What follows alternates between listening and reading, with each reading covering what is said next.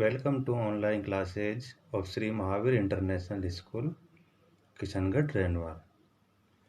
Today we will study about chapter number first of history, that is India in the medieval period. By the end of this chapter, you will able to understand that the history of India is divided into three different periods. Second point, historians gather information about a period with the help of literary and archaeological sources. The medieval period too has its set of sources.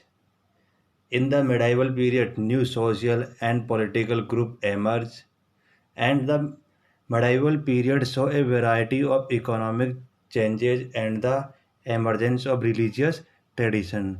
Dear students, इस chapter से हम हमारा जो medieval history है उसके बारे में हम स्टडी करेंगे और हमारे मेडाइवल पीरियड में जो भी सोशल पॉलिटिकल जो चेंजेज हुए, हमारे जो भी नए डायनेस्टीज, नए किंगडम, जो नए रिलीजन एमर्ज हुए, उनके बारे में हम स्टडी करेंगे.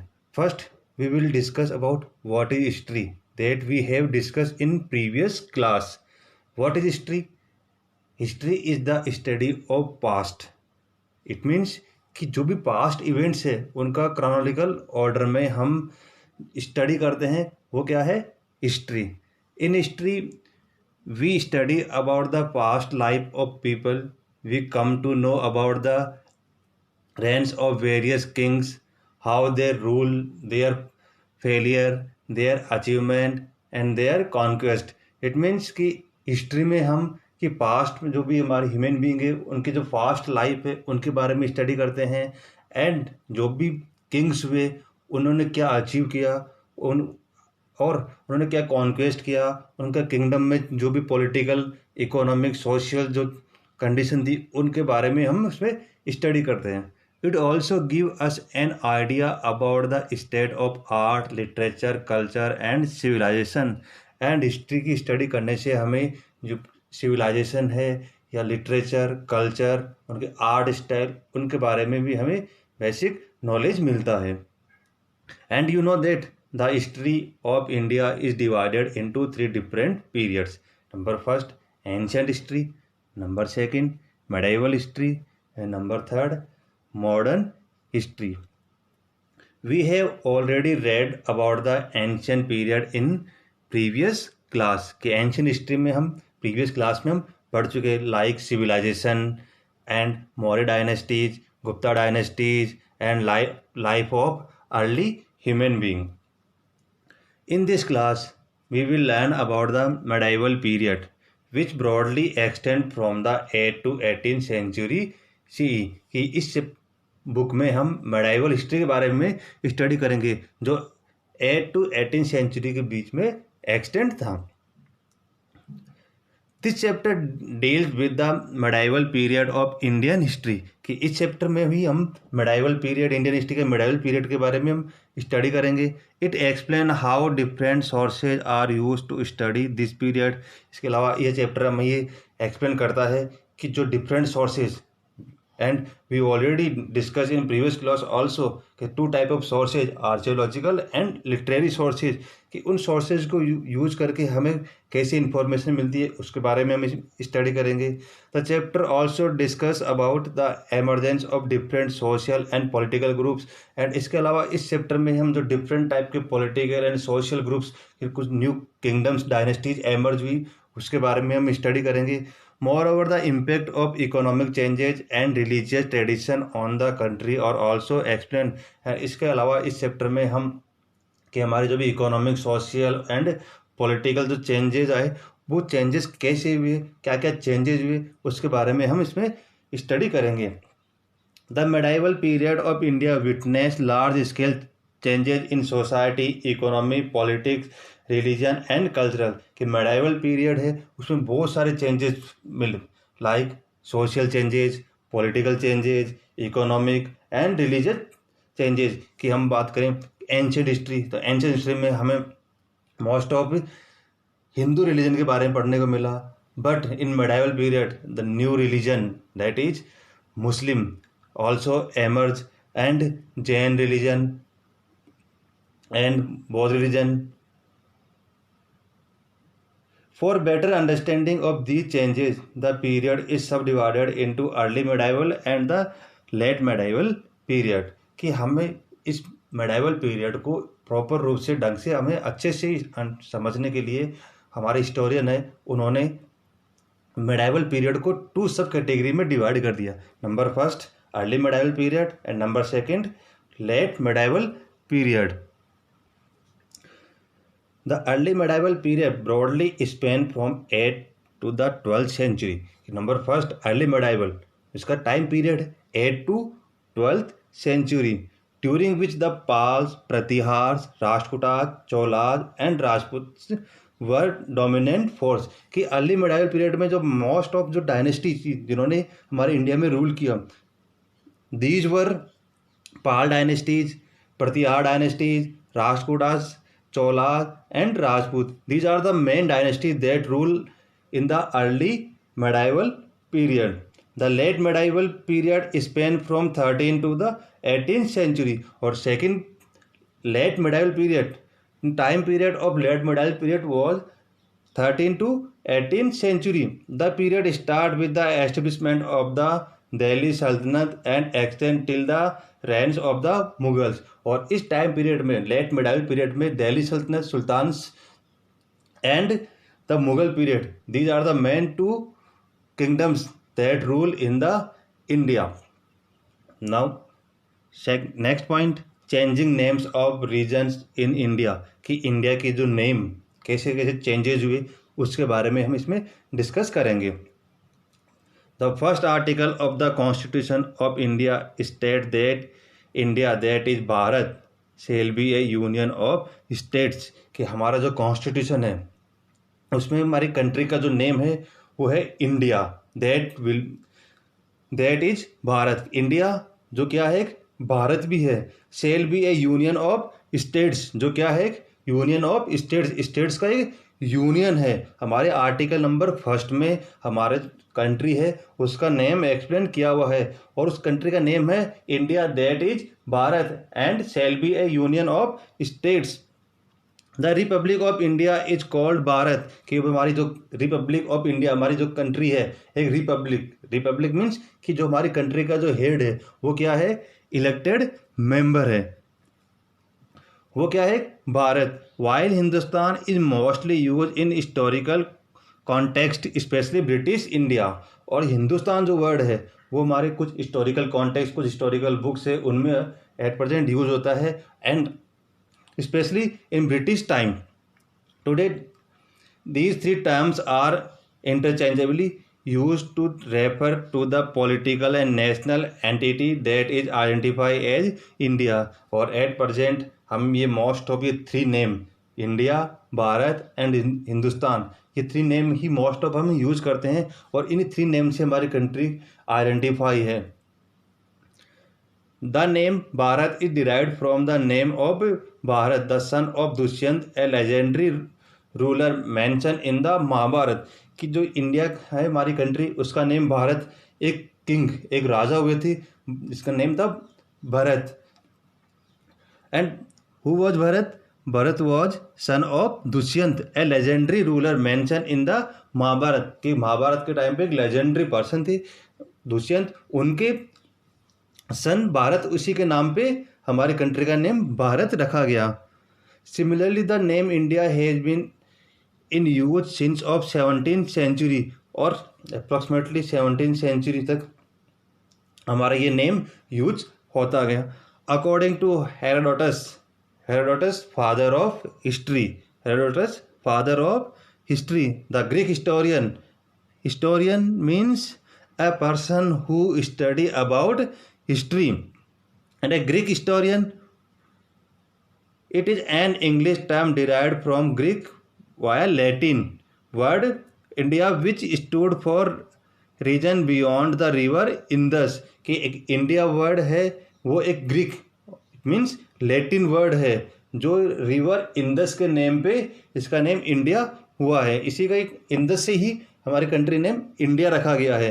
The name is ultimately derived from Sindhu which is the Sanskrit name of the river, कि इंदस रिवर है, इसका संस्कृत नेम है सिंधु, इसी से हमारी कंट्री का नेम इंडिया रखा गया है। The ruler in the sultanate and Mughal period called their India dominion Hindustan. And now when we will talk about late medieval period, means Sultanate period and Mughal period, it is known as Hindustan, but the term Hindustan did not carry the same meaning as it does today. But slowly the time passes, the name of the Hindustan is decrease its value, कि हिंदुस्तान जो name था उसकी value धीरे धीरे क्या हो गई, इसकी कम हो गई।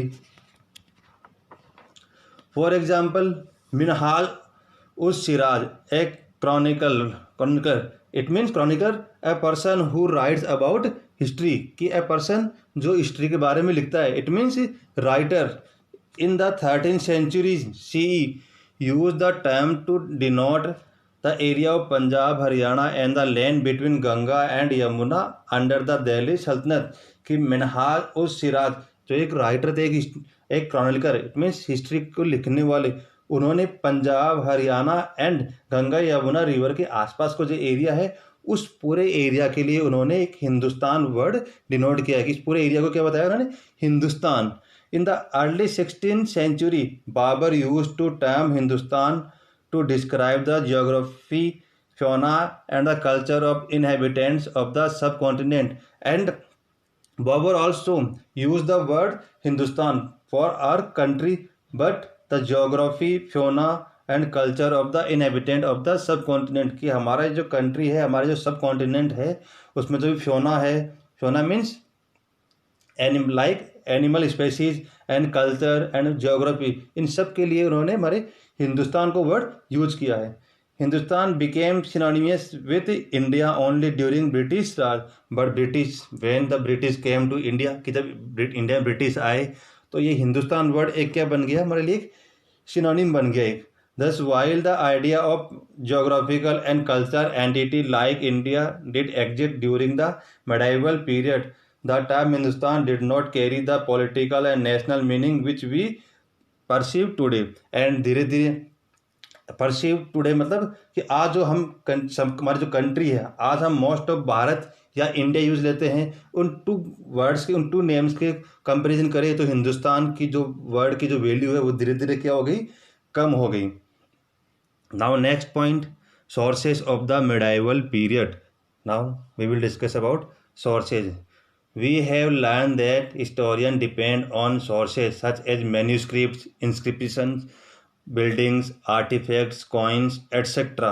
to study the past, कि हम प्रीवियस क्लास में भी पढ़ा था हमने कि हिस्टोरियन है वो कि हमारी हिस्ट्री के बारे में इंफॉर्मेशन गैदर करने के लिए मेनली सोर्सेज पे डिपेंड है। और सोर्सेज को भी टू कैटेगरी में डिवाइड किया हुआ है।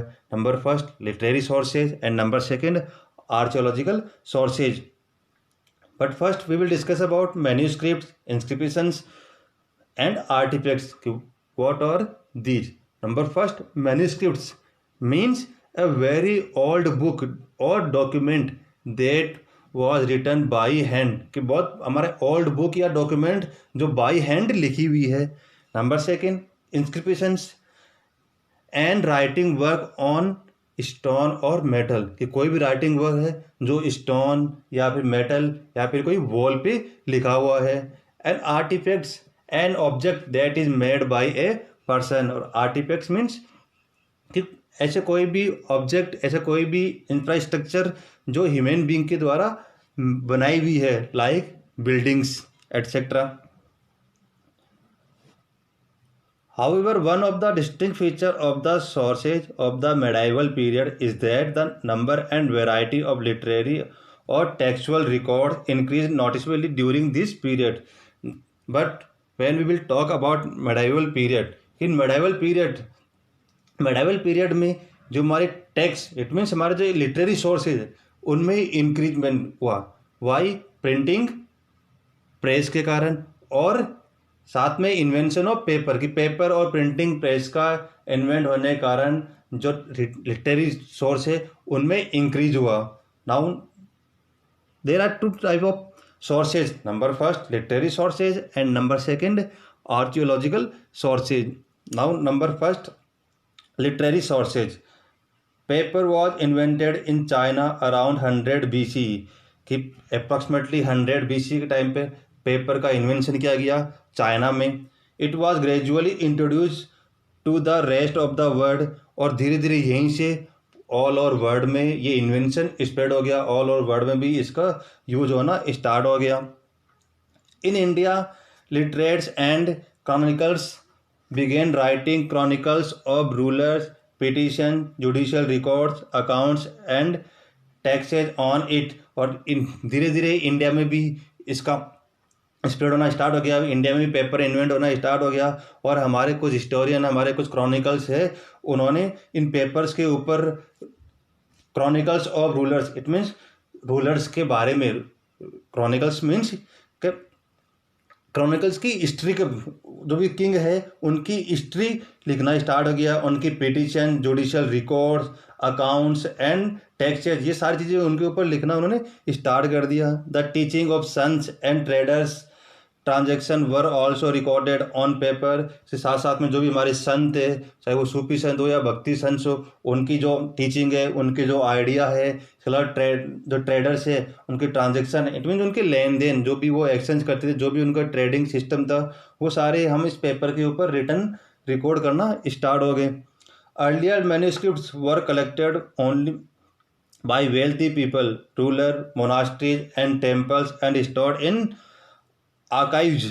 इनमें जो अर्ली मैन्युस्क्रिप्ट जो पहले अर्ली हिस्ट्री की बात करें हम, एंशियंट हिस्ट्री की, तो उनके मैन्युस्क्रिप्ट थे वो मोस्ट ऑफ कहाँ से कलेक्ट हुए, कि जो भी टेम्पल्स है या मोनास्ट्रीज है या जो भी आर्काइव्स है, वहाँ से हमने कलेक्ट किया है, और वेल्दी पीपल ने इनको कलेक्ट किया है। मोनास्ट्रीज मीन्स कि a place where monk live together, कि ऐसा प्लेस जहाँ पे मॉन्क मतलब भिक्षु, जहाँ पे एक साथ रहते हैं। और archives means a collection of historical documents which show the history और ऑफ ए प्लेस और an organisation, the place where they are kept, कि ऐसा प्लेस जहाँ पे हमारे जो भी हिस्टोरिकल डॉक्यूमेंट्स है या हिस्टोरिकल जो भी हमारे ऑब्जेक्ट्स है उनको वहाँ पे रखा जाता है।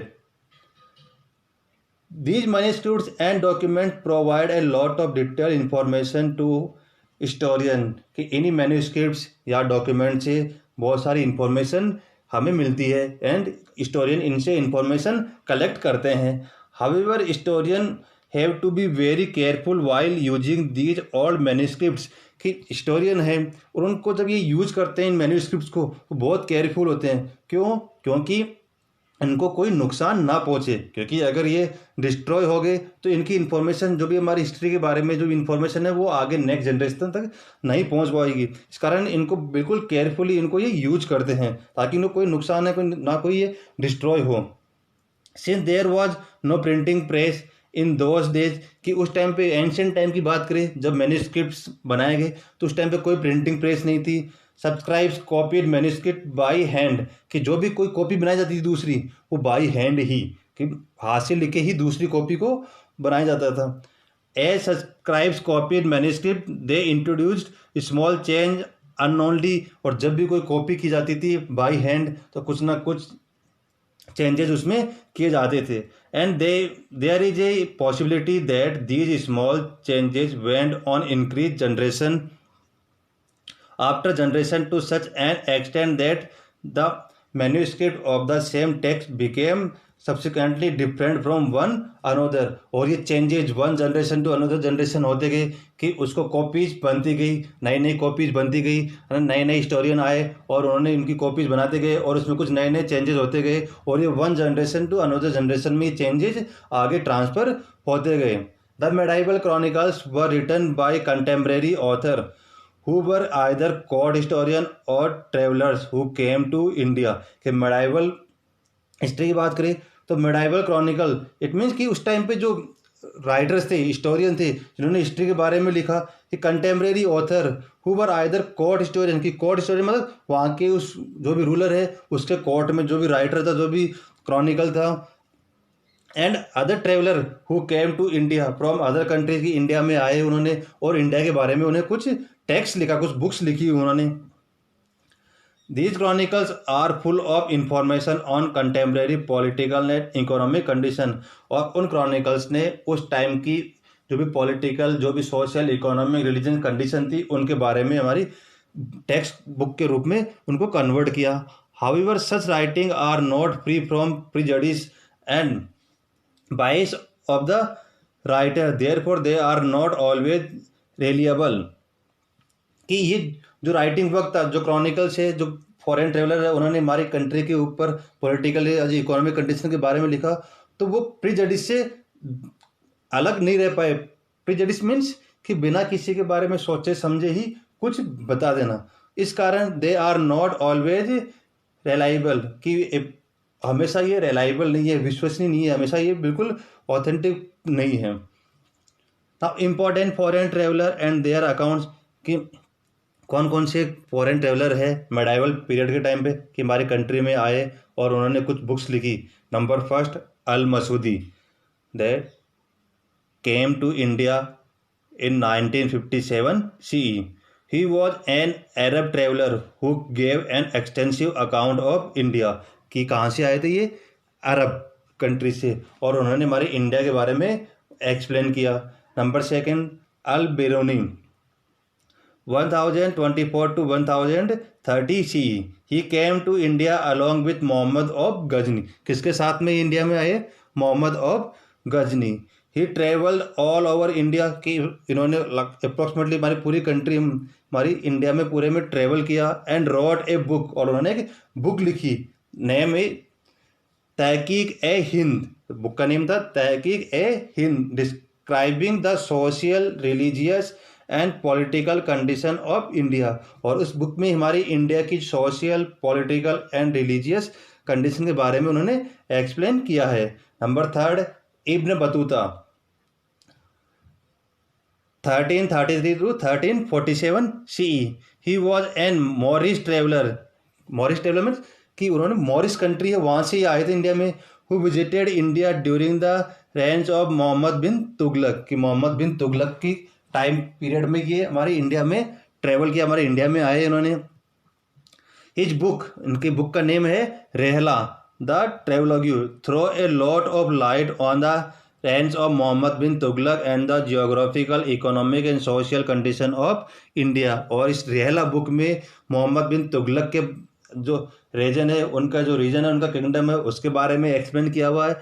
एंड हमारी कंट्री की जो geographical, economic and social condition है उसके बारे में इसमें एक्सप्लेन किया है। Number fourth, Domingo Paes, he was a Portuguese traveller who visited the court of Krishna Devaraya of the Vijayanagara empire, कि डोमिंगो पीज जो पुर्तगीज कंट्री से आए थे और उन्होंने विजयनगर एम्पायर के किंग थे कृष्ण देवराय, उनके टाइम पे उन्होंने यहाँ पे इंडिया में विजिट किया।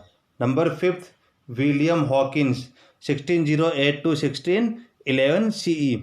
He was the first representative of the East India Company to came to the court of Mughal empire Jahangir, कि ईस्ट इंडिया कंपनी की तरफ से फर्स्ट रिप्रेजेंटेटिव, फर्स्ट ट्रेवलर थे जो इंडिया में आए और जो मुगल एम्पायर है जहांगीर, उनके कोर्ट में ये प्रेजेंट हुए। Number six, sir Thomas Roe, 1615 to 1619 CE।